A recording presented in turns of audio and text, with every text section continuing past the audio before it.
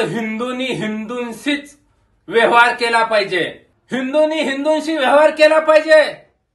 नितेश राणे, अरे तुझ्या जिभेला काय हाडबीड आहे का नाही? तू मस्जिद मध्ये काय भीक मागत होतं का? हो ही बघ, तुझा फोटो तिथं नमाज पडत असताना हे तुझा फोटो आहे.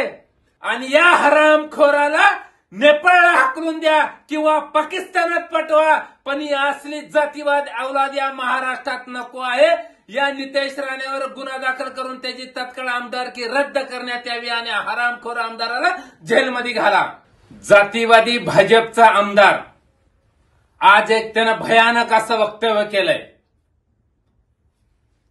फक्त हिंदूंनी हिंदूंशीच व्यवहार केला पाहिजे. मला नितेश राणे यांना जाब विचारायचा आहे. अरे बाबा,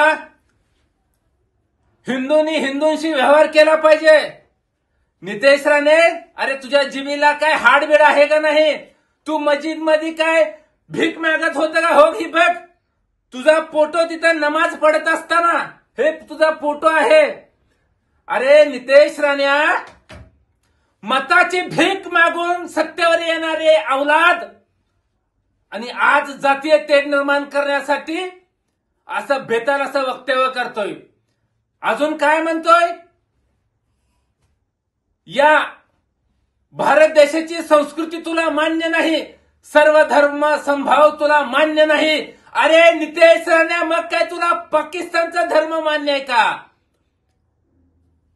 मला या महाराष्ट्र सरकारकडे मागणी आहे आणि खास करून देवेंद्र फडणवीसकडे मागणी आहे. या नितेश राणेला खतपाणी घालून जातीय दंगल घडवण्यासाठी षडयंत्र या भाजपनंच रचलेलं आहे.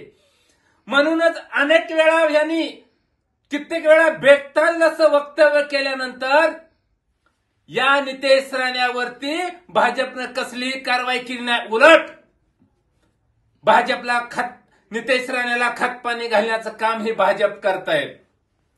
म्हणूनच असल्या जातीवादी आमदारावर तात्काळ नितेश राण्यावरती गुन्हा दाखल करा.